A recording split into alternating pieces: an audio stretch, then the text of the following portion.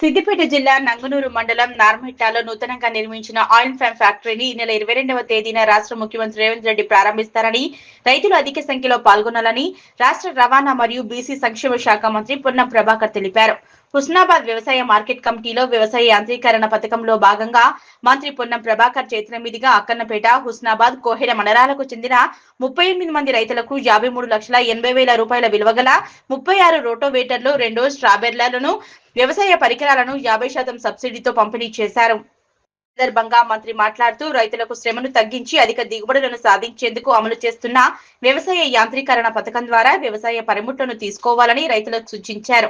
ఈ నెల 22వ తేదీన నంగనూరు మండలం నార్మెట్టాలో నూతనంగా నిర్మించిన ఆయిల్ ఫామ్ ఫ్యాక్టరీని రాష్ట్ర ముఖ్యమంత్రి ప్రారంభిస్తారని, ఈ సందర్భంగా 3 రోజుల పాటు రైతు మేళా నిర్వహించి వ్యవసాయ పనిముట్లను ప్రదర్శించడం జరుగుతుందని, రైతులు అధిక సంఖ్యలో పాల్గొనాలన్నారు.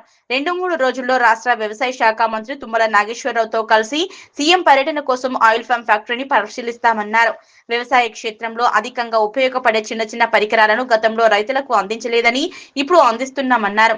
అదేవిధంగా హుస్నాబాద్ నియోజకవర్గంలో ఎస్సీ, ఎస్టీ కాంపోనెంట్ కింద ఇంకా వ్యవసాయ పరికరాలను అందించేందుకు వీలుందని, దీన్ని సద్వినియోగం చేసుకోవాలని ప్రజాప్రతినిధులు, వ్యవసాయ అధికారులు రైతులను యాంత్రీకరణలో భాగంగా వ్యవసాయ పరికరాలను తీసుకునేందుకు ప్రోత్సహించాలన్నారు. ఈ కార్యక్రమంలో హుస్నాబాద్ మార్కెట్ కమిటీ చైర్మన్ కంది తిరుపతి రెడ్డి, హుస్నాబాద్ మున్సిపల్ చైర్పర్సన్ దండి లక్ష్మి, వైస్ చైర్పర్సన్ చిత్తారి పద్మ, ఆత్మ కమిటీ చైర్మన్ ఐలయ్య, జిల్లా వ్యవసాయ అధికారి Swarupa Rani, single window chairman Bolisetti Shivayya, Koheda market committee chairman, వ్యవసాయ అధికారులు, రైతులు పాల్గొన్నారు.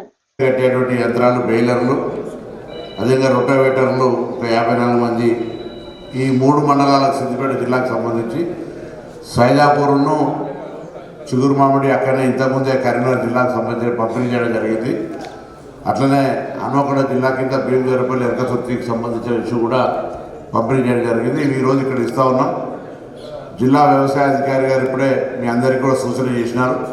మన ప్రాంతంలో కొంత గిరిజనులు ఉన్నారు, ఇంకా ఎస్సీ, ఎస్టీ కాంపోనెంట్ కింద వ్యవసాయ యాంత్రీకరణ కింద కొన్ని పనిముట్లు తీసుకునే అవకాశం ఉంది. కాబట్టి నేను మార్కెట్ చైర్మన్లను, ఆత్మ చైర్మన్, అదేవిధంగా నగరానికి కూడా కౌన్సిలర్లు కానీ ఇతర రైతులు పెద్దలందరూ కూడా దయచేసి ఈ ఎస్సీ, ఎస్టీ కాంపోనెంట్ కింద ఇంకా ఎవరైనా ఈ వ్యవసాయ యాంత్రీకరణ పనిముట్లు తీసుకోదలుచుకుంటే వాళ్ళ యొక్క అప్లికేషన్ పెట్టిపించే కార్యక్రమం చేపట్టాల్సి వాళ్ళని ప్రోత్సహించాల్సిందే కోరుతున్నాను. అదేవిధంగా ఈ నెల 22వ తారీఖు నాడు గౌరవ ముఖ్యమంత్రి గారు నంగునూరు దగ్గర ఆయిల్ ఫ్యాక్టరీ ఇనాగ్రేషన్కి వస్తారు. అప్పుడు కూడా ఒక అగ్రికల్చర్ ఎగ్జిబిషన్ ఉంటుంది. 3 రోజుల పాటు ప్లాన్ చేస్తున్నాం. మధ్య 2-3 రోజుల్లో వ్యవసాయ శాఖ మంత్రి గారు నేను కూడా వచ్చి ఆ యొక్క ఏర్పాట్లను చూసేది ఉంటుంది. అప్పుడు కూడా మన దగ్గర నుంచి అందరూ కూడా రైతులు రావాల్సి ఉంటుంది. వ్యవసాయ సంబంధించినటువంటి ఈ ప్రాంతంలో ఆయిల్ ఫామ్ పంటలను పెంచే కార్యక్రమం, ఎందుకంటే ఫ్యాక్టరీ మన దగ్గర ఉంది కాబట్టి మరి ఆయిల్ ఫామ్ సంబంధించినటువంటి ఫ్యాక్టరీ పూర్తి స్థాయిలో పనిచేసే విధంగా సిద్ధమైంది. దాన్ని 22 తారీఖు నాడు గౌరవ ముఖ్యమంత్రి గారి చేతుల మీదుగా ప్రారంభించుకునేది ఉంటుంది. కాబట్టి ఆ విషయం లోపల కూడా మన ఈ ప్రాంతంలో ఈ రోటోవేటర్లు కానీ ఇతరత్ర ఏ యాంత్రీకరణ విషయంలోనైనా కూడా ప్రభుత్వం భవిష్యత్తులో ఇంకా, అంటే గతంలో ఒక ట్రాక్టర్లకు మాత్రమే పరిమితమైపోయి చిన్న పనిముట్లు క్షేత్రస్థాయిలో అవసరం ఉన్నాయి, కొద్దిగా ఎక్కువ ఇవ్వలేదు.